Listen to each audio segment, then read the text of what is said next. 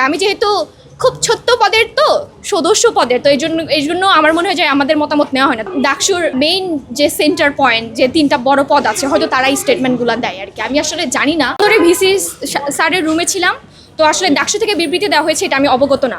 এবং একদম শুরু থেকে ডাকসুতে দায়িত্ব নেওয়ার পর থেকে ডাকসু থেকে যে নোটিশগুলো আসে, যে বিজ্ঞপ্তিগুলো আসে, যে স্টেটমেন্টগুলো আসে, সেগুলো আসলে সব ধরনের ডাকসুর যত সব সদস্য আছে তাদের কথাগুলো এখানে উঠে আসে না। তো আমি এই কথা বারবার বলতে চাই যে একদম শুরু থেকে আমি যেহেতু খুব ছোট্ট পদের তো সদস্য পদের তো এই জন্য আমার মনে হয় যে আমাদের মতামত নেওয়া হয় না। In the heart of the city rises a destination built for greatness.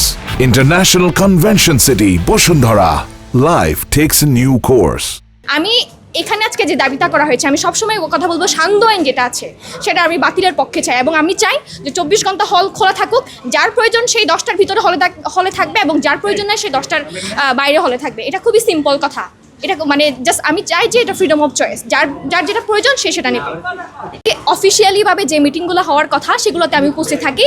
আমাদের আসলে ডাকসুর মেয়াদ অলমোস্ট শেষের পথে, কিন্তু তারপরেও দেখা গিয়েছে এখনও পর্যন্ত আমাদের আসলে মিটিং হয়েছে তিনটা। তো তিনটা কি চারটা মনে হয় তিনটা।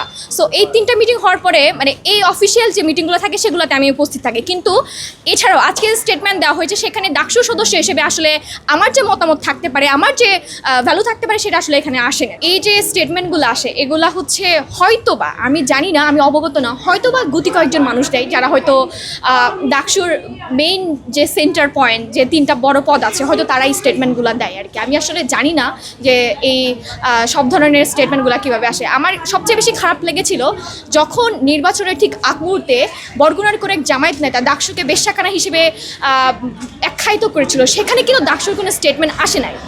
তো এই জন্যই আমি কিন্তু বলেছিলাম যে এটা নিয়ে একটা স্টেটমেন্ট দেওয়ার কথা, কিন্তু সেটা কিন্তু আসে নাই। তো আমি আসলে মনে করি যে ডাকসু থেকে যে স্টেটমেন্টগুলো আসে সেগুলো গুটি কয়েক মানুষজনের মতামতগুলো আসে এবং এখানে যে 28 জন যে ফুল বডি আছে সেটাকে কখনোই রিপ্রেজেন্ট করে না।